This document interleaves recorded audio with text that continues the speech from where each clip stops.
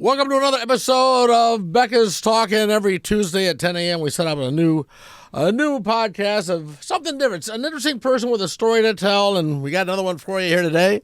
But before we get to that, I want to talk to you about Havana Garage, the sponsors of this podcast. A little personal anecdote here. Some high school buddies and I get together every year at the holidays for a good steak dinner. We go to an old school Omaha steakhouse. Okay. And then after the old school Omaha steakhouse, we go to Havana Garage. We've been doing it for years. Go there for a cigar and a cocktail and just relax and take it easy. And do that again this holiday season. And it's just a great way to spend time with friends, great way to spend time with maybe business associates, great time to just go and relax. There's a nice vibe there with the Rat Pack. You know, you got Sinatra and Sammy and Dino and everybody, you know. It's just you got to see it. It's in the old market, been there for years. Havana Garage. Even if you don't like cigars, you'll like hanging out at Havana Garage in the old market. So my guest today is Terri Sanders. Terri is the owner and publisher of Omaha Star newspaper. Yes. Okay, so for those that don't know, what is the Omaha Star newspaper? The Omaha Star newspaper was started on July the 9th, 1938 by Mildred D. Brown and has been publishing consistently ever since then, never missed a publication date, so that's about 87 years. Okay, but this primarily, first of all, it's the only one that I know of African-American woman that started a newspaper, yes. Right? And it was you served the North Omaha community. North Omaha community, and there have been 5 publishers of the Omaha Star. I'm the 5th one. All have been African-American women. Why? And I say that only because you took over about 4 years ago or so? Yes. I can't believe it's been that long. But 4 years ago, I mean, the whole media world was changing so much. Yes, it was turning upside down. I mean, you take a look at what the World Herald has become. It's a pamphlet now compared to what it used to be. Why would you want to get involved, own, and then publish a newspaper? So the Omaha Star was owned by the Mildred D. Brown Memorial Study Center, and that is a 501c3 organization established in 2007 to promote journalism among high school students. I was on that board. When the owner at the time, Marguerite Washington, who was Mrs. Brown's niece, who succeeded Mrs. Brown, that paper was left to nieces and nephews and her brother and sister. And so the Mildred D. Brown Memorial Study Center purchased the paper and had been going about 6 months, and the paper was starting to lose money. And the board said, you know what, we need to change up what we're doing. And so they did. They said, we're going to replace leadership. And I'm a journalism grad from Creighton University. Back in 1978, back when you took journalism and you took marketing, you got a big pad of paper and you got some markers and you made your initials of your name into a logo, and that's where that ended. No computers, none of that. So the board said, well, Terri, you can do it. I said, I have a job that I like. And they said, oh, but it'll only take you 10 hours a week. You believe that, Tom? I did. And so I am born and bred in Omaha, knew about the Omaha Star, knew Mrs. Brown, not personally, but knew her in the community. And I said, sure. So I did. And that was in February of 2020. What happened in March? Oh, that was COVID. Yes, that was COVID. Which was a great time for... Great time to take something over. I mean, come on. So... we were doing a lot of advertising with the performing arts in Omaha. All those stages went dark, but guess what? We never missed a beat. What got you interested in journalism? I mean, back then when you were in school, back in the day, we're pretty in a similar day. There was Watergate and everything, and Woodward and Bernstein, and there was a different attitude towards journalism then than there is today. There was. And so I have to confess, I was a PR major. I was not print. I had worked in media, worked at KMTV as a intern, and worked at a couple radio stations as an intern. but I was a PR person. I loved the marketing. I loved the promotion end of it. And so that was what I went into. And then in becoming the interim publisher of the paper, well, obviously, if you don't market, we would be dead in the water by now. Yeah. So I enjoyed that challenge, that aspect. When I took the paper over, it was about 700 subscribers because we are subscription-based. We're both printed and we have a digital format. But when I took it over, 700 subscribers, and I said, wow, we got to kick this up. We are now at almost 1,600 printed. And so growing up in Omaha, I knew the value of the Omaha Star, and I felt that passion, and I just felt like I wanted to do it. I take a look at what North Omaha is now versus what North It Omaha was. Yes, okay? yes. I mean, I know that we moved here in 1972. I was Okay. I was in high school, and I was told, oh yeah, you don't go to 24th don't and go Lake. down Don't go there. to 24th and Lake. Unless you want to buy some pot, don't go to 24th and Lake. Right, And that was sort right. of what and I didn't know anything. I mean, so that was it. That was my That was your introduction. introduction to it. That was that was the bad part of town. Yes. And let's be honest, North Omaha has had its problems. It has had its problems. It has had redlining. It has had civil insurrection, better known as a riot. A lot of things have gone on, but North Omaha is turning the corner. I've always lived in North Omaha, so while those things went on, I was not directly involved. And I lived a good life. You couldn't have told me anything different. But now North Omaha is experiencing a resurgence. I remember when there were shops and grocery stores and fruit stands and places to eat back in the day. And now it's not that anymore, but it is coming back. Due much in part to the ARPA dollars that was invested in North and South Omaha. The Omaha Star is a recipient of some of those dollars. I established a nonprofit, the Omaha Star Institute. And so the Omaha Star Institute is taking on the project of the current office at 2216 North 24th Street is going to become a gallery museum dedicated to Black journalism. Now, a little-known fact is that Mrs. Brown lived behind the office. And so her apartment is still there with gold wallpaper and red carpet and her gold French provincial furniture and her dining room set. All that is still there. And she died in 1989, and I tell people her Chantilly powder is still on the dresser. We didn't touch any of that. That will become a house museum. All of that will be restored so you can see how people lived back in that day. Back in that day. She purchased that building in 1942, and the building previously had been a mortuary, the A. Jones Mortuary. So how you see sconces on the walls of mortuaries outside, there are remnants of those still there. But she turned it into her home and her office. There's a building next door to it, 2218 North 24th Street, and that building will become the operations of the newspaper. So the newspaper's not going anywhere. We are enhancing what's going on.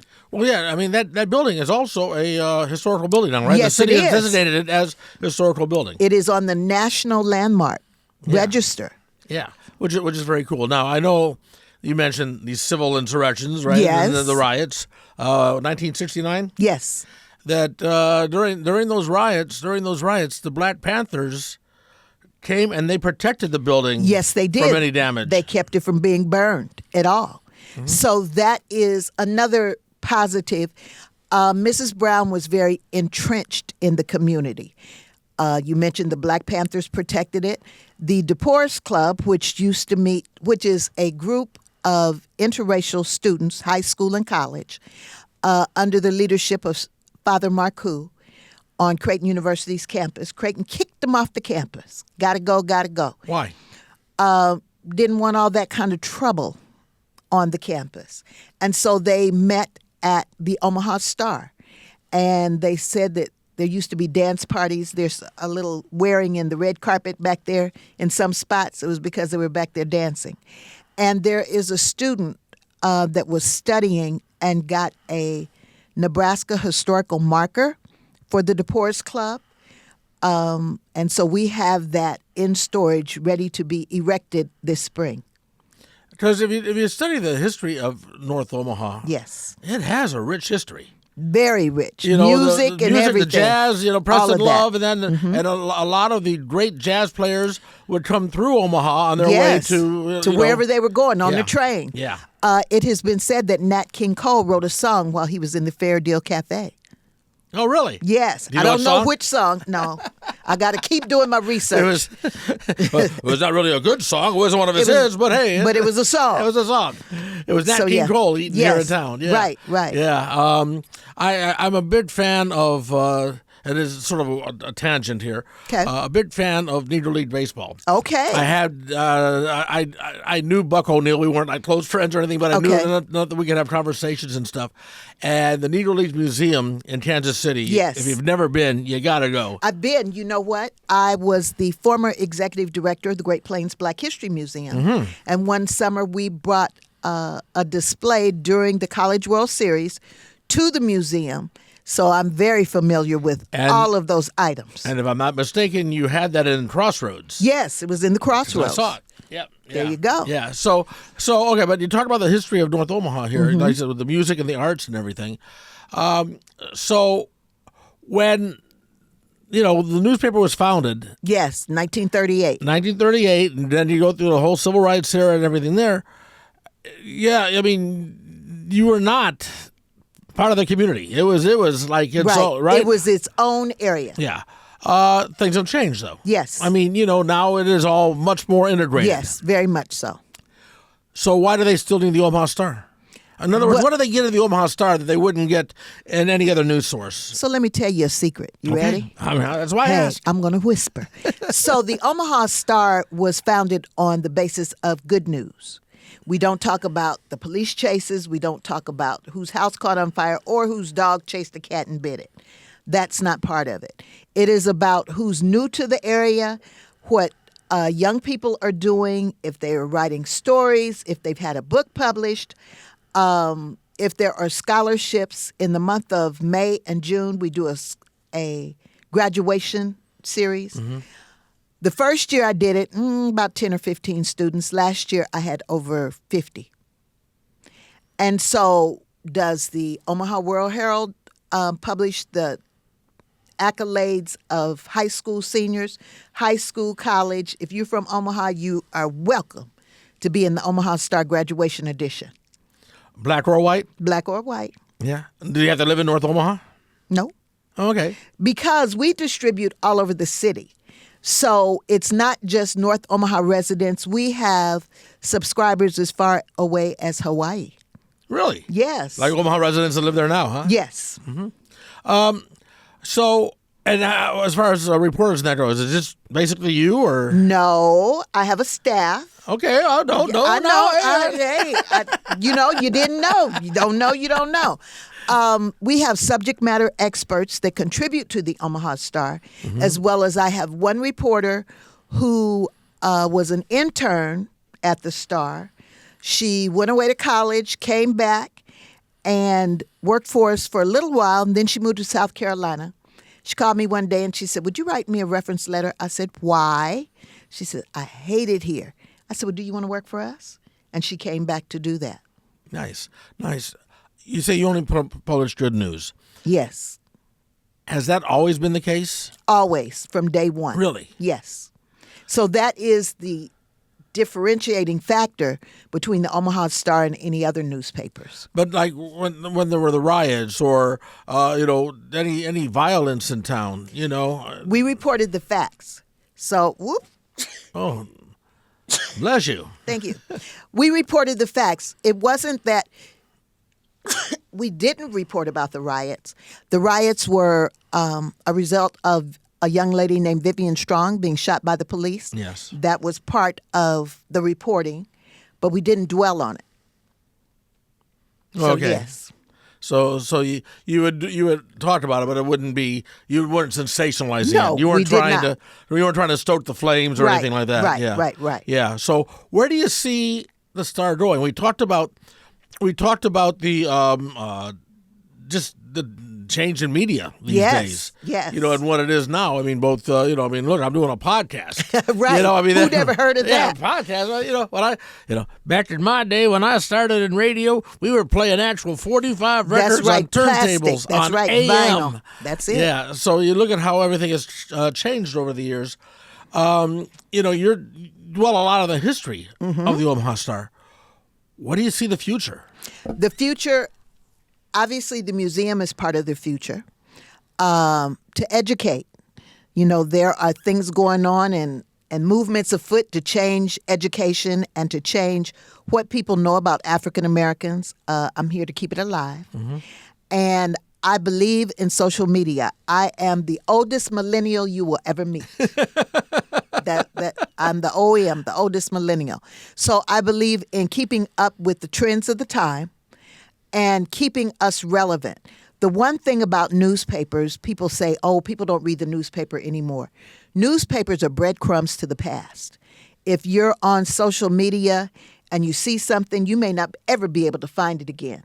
But in a newspaper, you can, because we have archives. Yeah, that is something actually, quite honestly, that I have a problem with the digital age. Yes. Is because, if you go and I was fortunate enough to make the cover of Talkers Magazine, which is a national talk radio publication. Okay. I made the cover, which means that I framed that cover and I got That's it hanging proudly in my house.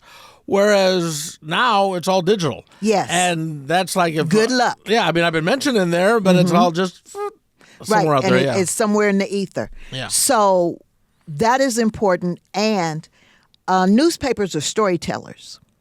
We are not here to erase history. We're here to write about it. And so that being said, we continually keep up. When Project 2025 came out and that 900-page document, we actually printed the table of contents so that people would know what that covered. Because, it's kind of like, no, I printed it. So go back and look at that issue and you can see everything. When the ARPA monies were being distributed, I printed who got what and how much. Facts. We need to know facts. And so that's what the Omaha Star is about. I'm going to ask you, but I got to take another quick break here real quick to talk about Havana Garage and the Old Market. Havana Garage is a proud sponsor of the Becca's Talking podcast. Really appreciate what Chaz and the folks over there have done. And if you haven't been, it's just a nice place to go for a cocktail, maybe after work, or you have an event going out at the CHI Center or out at the Holland or the Orpheum, or maybe just a nice meal in the Old Market. Stop by Havana Garage. Havana Garage, been there for a long time, right there that's Howard Street. Yeah, right there on Howard Street. You can't miss it. Havana Garage. Okay, so. All right. So now, as we talk about like the future and everything of what's going on here, North Omaha itself. Yes. There's some big developments happening there now, isn't there? Huge developments happening. Yeah, like what? Tell me what's going on. So, OEDC, Omaha Economic Development Corporation, just announced this week that they are developing 6 buildings that they own to be occupied, still to be determined. Preston Love Jr., not his dad, has a North Omaha Tours. So he is establishing a North Omaha Tourism Center. That is one of the things. There is a Shirley Tyree Theater, which is part of the Union for Contemporary Art, and things like that. What about the? It's on 30th Street. What was it called? The 75 Project or 75 North. 75 North Project. Yes. Okay, that is a big part of the redevelopment. That I mean, it's not 24th and Lake, but it's still North Omaha. It is still North Omaha, and that addresses housing. 75 North has done some fantastic multifamily units, as well as apartments, as well as senior apartments. So, yes, that is part of the redevelopment. And it is not gentrification. Let me throw that in there. How so? People think that when you think gentrification, old things are being torn down, new things are going in, and the people who used to live there are priced out. Not true. Okay, so basically the people that used to live there are now just Can living in a still- nicer place. Thank you. Yes. Yeah. Okay. So, which is because that's actually been an issue here with I've heard from some in North Omaha a problem when you've got like the development downtown by the ballpark Right. and everything, the hotels, everything that's drawn there, that it's taking space away from some poverty, from Residential. Sure. poor people in that, and it's like, where do those people go? And so that's become a bit of a problem there, Yes, right? yes. The gentrification itself, but at the same time, you do want to beautify You the want area. to update. Yeah. I mean, I don't want to live in the house I lived in 100 years ago. Right. Let's update. Even though I do live in an old house, but that's another story. I do too, actually. I live in Dundee in an old house, and I love it. Yeah, but I love it too. Yeah, but okay. So so you're saying you can update without hurting those who Yes. currently live there. Yes. So think about it this way, Tom. They built senior housing. So those seniors were living in an older home, and maybe due to their age, they really can't live alone anymore. Mm-hmm. Now, here are senior apartments, so they can live in groups and still be safe. And they've also got like Big Mama's kitchens Right, there and everything. all So they that. got, All they got the some places good, they got to some eat. good food there too. Yes. They got some good food there too. Let's talk about the safety factor though, because Okay. I mean, I know people that are going to be listening to this podcast that It's still not safe. would never go there, never think about it being safe. And to be honest, there have been the problems with gang violence and some bad things that have happened there. Some undesirables. Yeah. But everybody has them, right? It's like that one uncle that's in everybody's family that just isn't right. But I have lived in North Omaha all of my life and never really been subject to crime. I will say that even in our offices, I lock the front door. Why do I lock the front door? Because there are a lot of people who are unhoused and who have some mental issues. Mm-hmm. And so I think that the city needs to address that. That's not just a North Omaha problem, but people love to jump on that and say, well, in North Omaha, you can't do this and you can't do that. Not true. Come see us. When you talk about the homeless problem, that's something totally different. No, I was driving out west and I saw a guy going on the sidewalk with Right. a shopping cart, full of whatever, yeah. Whatever he had. Yeah. Right. Yeah, and that is an issue. And I don't know. Well, we've talked on this podcast in the past about mental health issues, and that is indeed a large part of it is, Sure it is is. mental health. Sure it is. With the homeless, but it's also a large part of it also with, I think, mental health when it comes to just your attitude about making North Omaha better. Yes. In other words, if you just think like, well, this is what we are, you don't necessarily want to make it better. Okay. But I'm not saying you, but I'm Right, just right, saying right. there are people out there like that. Yes, there are. Those people do exist. And I know in dealing with, some folks there in that, you've got various groups. Mm-hmm. It's like, oh, your group is doing that? I'm sorry, no, we can't support that because we're not that group, Right. Whether it be a church or a civic organization or something like that, right? Nature of people. Yeah. And maybe this is just, me being an old white guy. Okay. But it seems like that's more of a problem in the African American community than otherwise. Am I wrong, or am I just seeing it from a different lens? I think you're seeing it from a different lens. Yeah. And the glasses you look out of make a difference as to how clear it is. I think that living in the area and working in the area, I used to laugh and say, I've only worked on 24th Street. In the last probably 50 years that I've worked, it's always been up and down in the corridor, in the neighborhood, home-based business, that kind of thing. Right. I think that people's minds are opening. And as you see other older areas of Omaha being developed, so goes North Omaha. We now have a business improvement district, the BID, 24th Street BID, looking at putting in I call it a streetscape, a roundabout at 24th and Lake. Mm-hmm. Now, I'm not a big fan of roundabouts, but, it slows you down. I don't understand. Here in the Here we go. In the Dundee area, there was Yeah. a big controversy about that, about roundabouts on Farnham Street. Mm-hmm. I don't get why are people against roundabouts? I don't know. But they're looking at putting in a roundabout there. And then 24th and Lake is further being developed by North End Teleservices, who is led by Carmen Tapio. She's done some amazing work. She has done some amazing work and is doing amazing work. And so the Business Technology Center has been torn down. The fence is up around it. I call it the construction fence.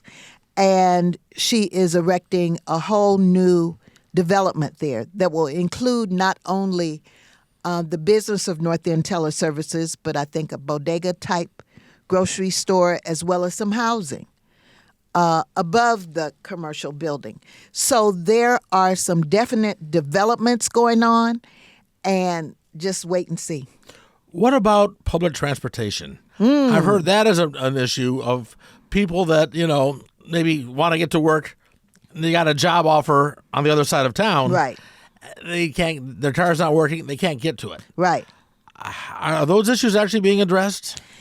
Being one who drives their own car, I can't say that it's not. It seems as though people get to where they need to get to. Buses have always been part of North Omaha. It used to be that there was the streetcar, and the turnaround point was on Lake Street.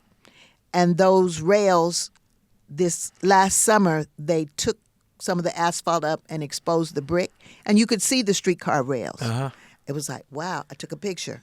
But I think that transportation is being addressed, and many of the businesses that are away from the center of town are addressing those issues as well. If somebody wants to learn more about the North Omaha area, read the Omaha Star. Okay, which is online at omahastar.com? It is online at theomahastar.com. Online at theomahastar.com. Yes. But it's subscription only, so you got to pay for it. Well, you can look at the most current issue when you go there, and you can see past issues, and you can subscribe. Uh-huh. So, yes. One of the things I've also thought just about Omaha in general, too, is we don't do enough to really sometimes to promote our history. Correct. And I think like the Malcolm X Foundation. Yes. It's a nice little place, but considering what a historical figure Malcolm X is. Yes. We don't. Well, I think that tide is changing also. Through those ARPA dollars, they got $25 million.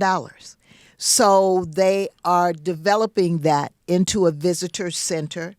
And Mrs. Rowena Moore, who started the movement for the properties that Malcolm X now owns, they own from the top of the hill at approximately 34th and Evans all the way down the hill to Bedford, which is quite a bit. And so they will be developing all of that land so that people can visit and know about it. Oh, that's good. I think it would be a good tourist attraction. Yes, yes. Granted, his family didn't stay here long and all that, but he was born here. And he was born here, Yeah. and so we stake claim to that. Yeah, and so that would indeed be, something else for when people come to town. What is there to see? Right, a lot. You also do, and I'm not trying to get the name right. Basically, it's like Welcome Home Weekend. Native Omaha Days. Native Omaha Days. That's which it, yeah. is a biennial celebration, which means it's every 2 years, and it will be celebrated in 2025 from July the 28th through August the 4th. How did that get started? And the idea behind that is everybody that, went to school here, grew up here, but then moves on to other cities. It's like to come back home and experience what Omaha is. It's like a neighborhood family reunion. Mm-hmm. Two ladies, Mrs. Betty McDonald and Mrs.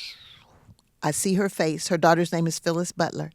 Those two ladies had gone to that kind of celebration in Los Angeles. And they said, why can't we do that in Omaha? And they started it. Both of those ladies have since passed on, but the celebration continues. And it is a street festival almost. From the time it starts until the time it shuts down. It is food, fun, not experiencing violence, but people plan to come home or plan to come to Omaha during that time. There is a parade on Saturday morning. There is a big dance on Saturday night. Blue Monday is celebrated, which is the end of the celebration, and so they do what they call bar hopping. You know about that. What are you assuming here? Well, I'm just Havana Garage. Come on. Hey, people talk, you hear things. That's right. Yeah. The word on the street is that's it. That's it. The word on the street. Yeah. So that is something else that is a tourism piece. And this summer, Omaha Star Institute will be open. I want to go backwards and talk about the fact that yes, we are a newspaper, but we also want to train young people in journalism and communications, videography, photography, all of those things. We're going to be offering some classes on that through the Institute, through our offices. Since you're talking about people coming back, yes, and since you brought up teaching young people about journalism, yes, can I talk about your daughter for a second?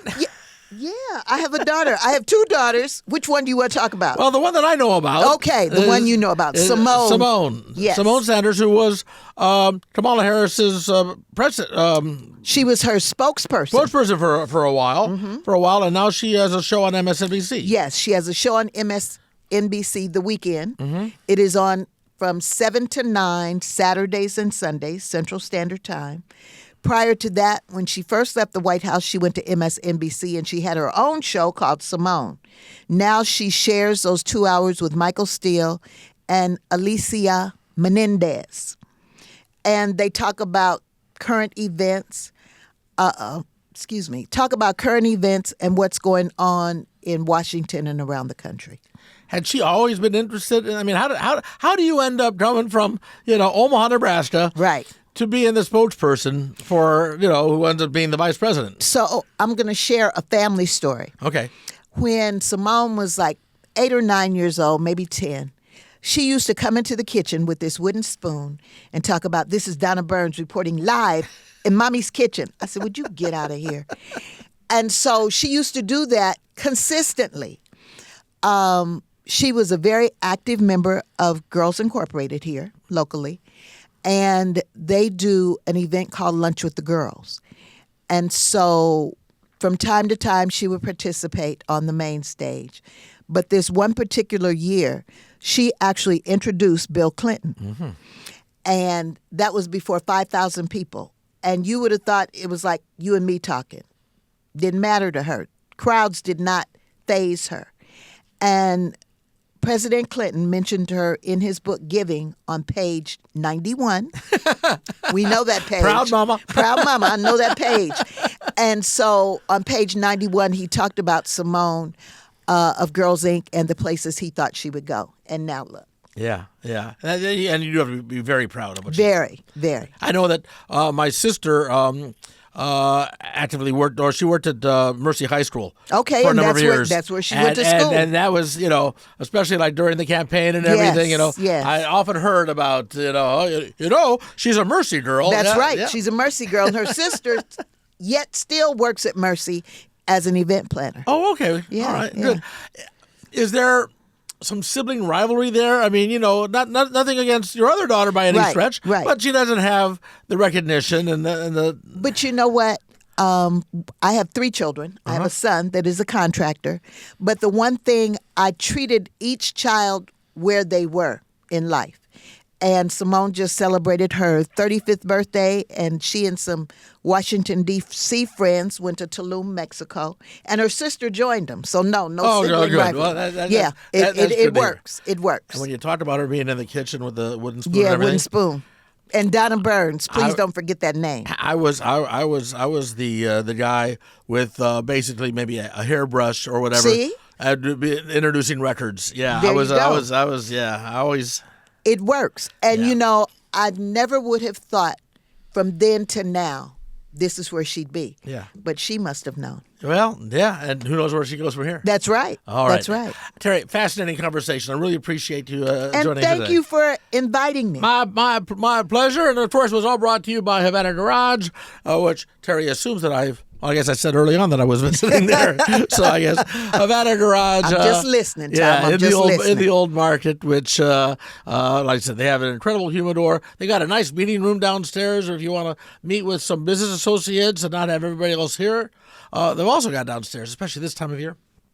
Party room. Well, they got a fireplace. Ooh.